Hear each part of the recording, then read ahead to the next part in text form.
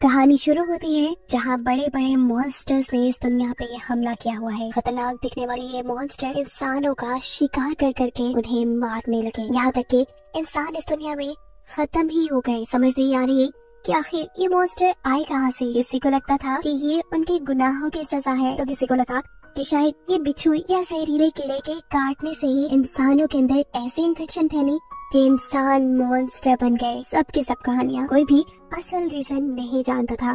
ये रख कर बैठ जाता है शेर के साथ। उसने एक रस्सी भी बांधी थी। बैठे बैठे अचानक उसकी आंख लग गई। वो सो गया, लेकिन मॉन्स्टर्स अभी भी घर के बाहर मौजूद थे। मॉन्स्टर भी दरवाजे के बहुत छोटे से सुराख से जोसेफ पर नजर रखे हुए था। जोसेफ को सोता हुआ देखकर वो दरवाजे के ऊपर लगी हुई लकड़ी उतारता है और फिर जोसेफ पे गौर करता है वो सच में सो गया है या नहीं। ये जानने के लिए वो अपने दिल को किसी जादुई छेड़ी की तरह लंबा करते हुए उसके मुंह के करीब ले जाता है। जब जोसेफ ने कोई रिएक्ट नहीं किया तो मॉन्स्टर भी समझ गया कि वो सच में सो रहा है। मॉन्स्टर दरवाजा खोलकर अंदर आ गया। उसके अंदर आते ही जोसेफ ने अपने चेयर के साथ बंधी हुई रस्सी खींची। सेकंड से भी कम टाइम में एक के ऊपर से नीचे आकर गिरा और मॉन्स्टर उसी में कैद हो गया। और ये रिवील हुआ कि असल में जोसेफ सोया नहीं था। ये सब कुछ जो यहाँ हुआ ये उसी का प्लान था। वो इस कैद हुए मॉन्स्टर के ऊपर ब्लैंकेट डाल देता है। सुबह भी हो चुकी थी, अभी तक बाकी लोगों का कुछ था पता, जबकि जोसेफ उसे मना करता रह गया था। डरते हुए ये मॉन्स्टर जाकर बेड के नीचे झुक गया। मॉन्स्टर को देखकर उनका डॉग बार बार भौंक रहा था। उसकी आवाज़ें सुनकर मॉन्स्टर का भी बिहेवियर एकदम से चेंज हुआ। ये डरने वाला मॉन्स्टर एकदम से ऐसा बहादुर हो गया जैसे कोई शेर, और अब वो हमला करने के लिए थॉमस और जोसेफ की तरफ बढ़ा। इसके हमले से बचने के लिए जोसेफ ने उसे अपनी स्टिक से दूर रखने की कोशिश की और एक भी सेकेंड ना जाया करते हुए थॉमस ने अपने एक्स से उसकी जिस्म से उसकी गर्दन ही अलग कर दी। फाइनली ये भी मर चुका था, लेकिन जोसेफ उसके ऊपर स्टडी करना चाहता था, इसलिए वो मरे हुए इस मॉन्स्टर को ही उठाकर अपनी बेसमेंट में ले जाता है।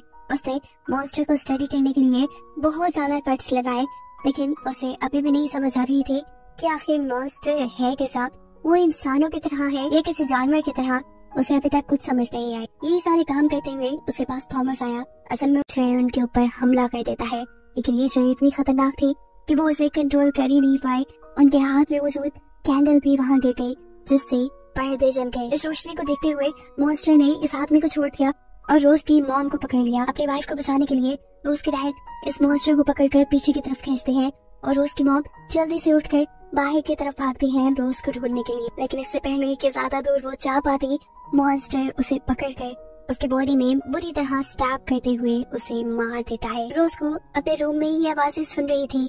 वो नहीं जानती थी कि इन आवाजों की वजह से उसके दोनों पेरेंट्स मारे जा चुके हैं। जैसे ही ये आवाज बंद हुई, वो चेक करने के लिए अपने रूम से बाहर निकलती है। उसे जगह जगह खून पड़ा हुआ नजर आया। उनको फॉलो करते हुए वो अपने मॉम डैड के वॉशरूम में गई और वहाँ जाते ही उसकी चीखें निकल गईं, क्योंकि उसके सामने उसकी मरी हुई मॉम और वो बड़ा सा मॉन्स्टर था। घर के दूसरे हिस्से में जहाँ सर्वेंट्स ने थॉमस को बांध के रखा था, वहाँ पे क्रिएचर सभी लोगों को मार चुकी थी और अब वो थॉमस की तरफ बढ़ रही थी। थॉमस अपने आप को बचाने के लिए जल्दी जल्दी हाथ पांव चलाता है। मुश्किल से अपने आप को छुड़वाते हुए वो पीछे की तरफ भागने की कोशिश तो कर रहा था, लेकिन वो इस कोशिश में नाकाम हो जाता, क्योंकि अब मॉन्स्टर बिल्कुल उसको मारने के लिए उसके सामने था। लेकिन वक्त रहते ही यहाँ रोज एंट्री कर लेती है एक बंदूक के साथ और वो मॉन्स्टर को शूट करते हुए उसे मार देती है। इस मॉन्स्टर से ये लोग बच गए थे। जल्दी से ये लोग भागते हुए बाहर आते हैं और थॉमस देखता है कि रोज का पूरा घर जल चुका है। रोज यहाँ उसे बताती है कि उसके पेरेंट्स भी मारे गए। ये सुनकर थॉमस दुखी होता है, लेकिन अभी जिसू का टाइम नहीं था। इमरजेंसी में ये लोग थॉमस के घर जाने का। इस रूम में पॉल है, उसकी चिमनी से भी एक मॉन्स्टर पॉल के रूम में आ चुका है। यहाँ होल के अंदर से भी मॉन्स्टर निकल चुका था, जिसके ऊपर थॉमस पीछे से हमला करता है, लेकिन ये मॉन्स्टर मरता नहीं। वो उल्टा थॉमस पर हमला करता है और इससे पहले कि थॉमस मर जाता, इस मर्तबा थॉमस उसके सर के ऊपर हमला करते हुए उसे ही मार देता है। एक तीसरा मॉन्स्टर यहाँ पर रोज के ऊपर हमला कर चुका था।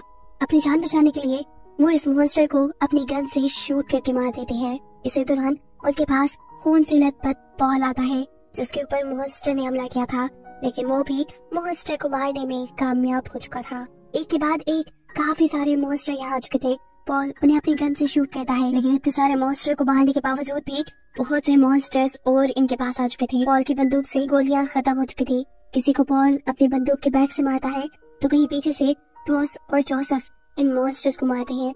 लेकिन मॉन्स्टर्स की तादाद बढ़ती जा रही थी। अपने आप को बचाने के लिए इस टाइम पॉल इन्हें इनके प्लान पे वर्क करने को कहता है। ये तीनों जाकर उस फ्रीजर में बैठ जाते हैं जिसे ये लोग घर के अंदर लेकर आए थे, जिसके बाद पॉल इस पूरे घर में आग लगा देता है। पूरे घर में लकड़ी का फर्नीचर और जगह जगह पेट्रोल होने की वजह से ये घर किसी बॉम्ब की तरह ब्लास्ट हुआ था, जिस ब्लास्ट में काफी सारे मॉन्स्टर्स मर गए थे। फ्रीजर काफी देर तक हिलता रहा और जब फ्रीजर रुका तो इन्हें लगा कि वहाँ थोड़ा सुकून होगा। ये लोग जल्दी से फ्रीजर से बाहर निकले और इन्होंने पॉल को ढूंढने की कोशिश की, जो वहाँ उन्हें नजर नहीं आया। यहाँ जोसेफ जैसे ही एक वुड का पीस उठाता है तो नीचे से एक मॉन्स्टर जो इस टाइम जल भी रहा था वो उसके ऊपर हमला करने की कोशिश करता है।